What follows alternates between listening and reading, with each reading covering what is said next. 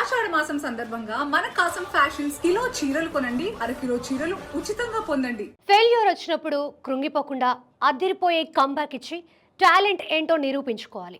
అలాగే కంబ్యాక్ ఇవ్వగానే రిలాక్స్ అవ్వకుండా ఆ సక్సెస్ని కంటిన్యూ చేయాలి.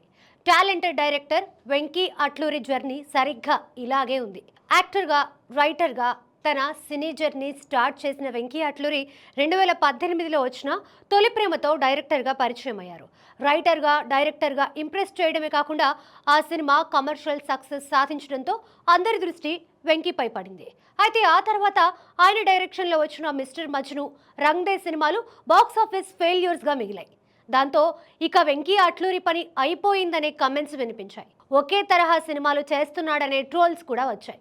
అన్నిటికీ చెక్ పెడుతూ అదిరిపోయే కంబ్యాక్ ఇచ్చారు వెంకీ. రంగ్ దే ఫెయిల్యూర్ తర్వాత కూడా ఆ సినిమాను నిర్మించిన సితారా ఎంటర్టైన్మెంట్స్ బ్యానర్ వెంకీ టాలెంట్ ని నమ్మి మరో ఛాన్స్ ఇచ్చింది. అలా వచ్చిన సినిమానే సార్. వెంకీ అట్లూరి ఎంచుకున్న పాయింట్, రైటింగ్, డైరెక్షన్ మెప్పించాయి.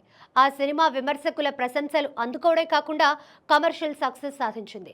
ఇక ఆ తర్వాత వెంకీ అట్లూరి దర్శకత్వంలో వచ్చిన లక్కీ భాస్కర్ మూవీ ఒక వండర్ అని చెప్పొచ్చు.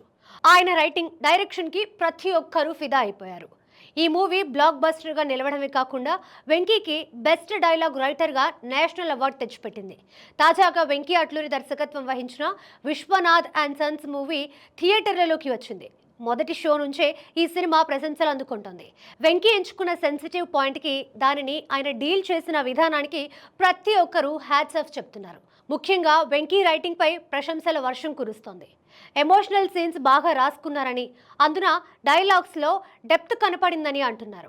సినిమాకి తన రైటింగ్ టాలెంట్ ని మరింత మెరుగుపరుచుకుంటూ వరుస సక్సెస్లు కొడుతున్న వెంకీ అట్లూరి ప్రస్తుతం టాలీవుడ్ లో మోస్ట్ హ్యాపెనింగ్ డైరెక్టర్ గా మారిపోయారు.